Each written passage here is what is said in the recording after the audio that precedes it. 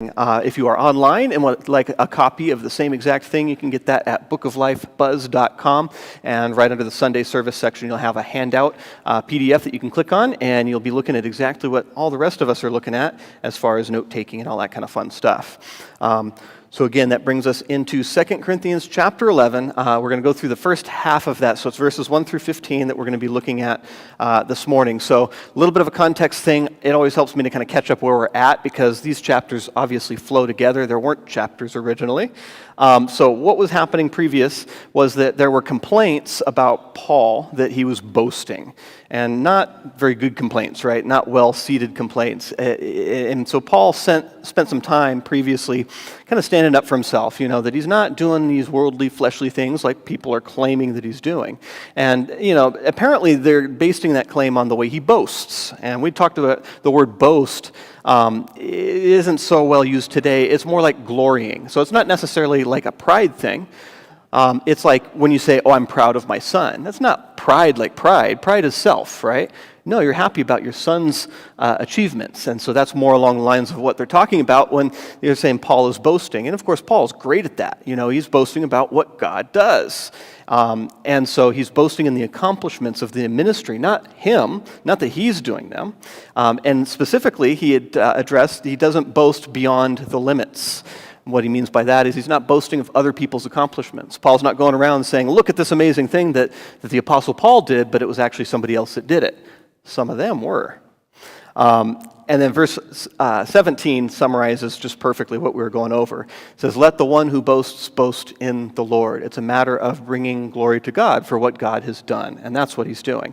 And their accusation is they're sitting there saying, well, he boasts too much. And so that's what he's going to kind of address here, and then kind of reveal that these people leveling those accusations, they're false apostles. They're not just, some misguided believers not quite understanding Paul. They've kind of got some motives, and they're bringing a false gospel. And so that's what we'll be addressing. We'll read through the passage and then break it down. He says, I wish you would bear with me in a little foolishness.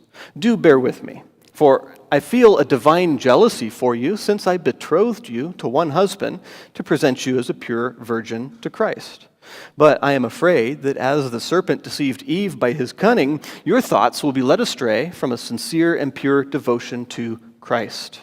For if someone comes and proclaims another Jesus than the one we proclaimed, or if you receive a different spirit from the one you received, or if you accept a different gospel from the one you accepted, you put up with it readily enough. Indeed, I consider that I am not in the least inferior to these super apostles. Even if I am unskilled in speaking, I'm not so in knowledge. Indeed, in every way we have made this plain to you in all things. Or did I commit sin in humbling myself so that you might be exalted? Because I preached God's gospel to you free of charge? I robbed other churches by accepting support from them in order to serve you? And when I was with you and was in need, I did not burden anyone. For the brothers who came from Macedonia supplied my need. So I refrained and will refrain from burdening you in any ways. As the truth of Christ is in me, this boasting of mine will not be silenced in the regions of Achaia. And why? Because I do not love you? God knows I do. And what I am doing, I will continue to do in order to undermine the claim of those who would like to claim that in their boasted mission, they work on the same terms as we do. For such men are false apostles, deceitful workmen, disguising themselves as apostles of Christ. And no wonder, for even Satan disguises himself as an angel of light. So it is no surprise if his servants also disguise themselves as servants of righteousness. Their end will correspond to their deeds. So let's break that apart a little bit. Verse 1, he starts off. He says, I wish you would bear with me in a little foolishness. Do bear with me. He's saying, I hope you can tolerate some foolishness. Well, what's Paul's foolishness? The boasting. He's kind of going their point of view. He's like, okay, you say I'm boasting too much and that's foolishness. Well, hear me out. Tolerate it with a little bit. Join me. Let me be foolish. Give me some patience. And then he goes on. He says, for I feel a divine jealousy for you since I betrothed you to one husband to present you as a pure virgin to Christ. Now, of course, he's talking metaphorically.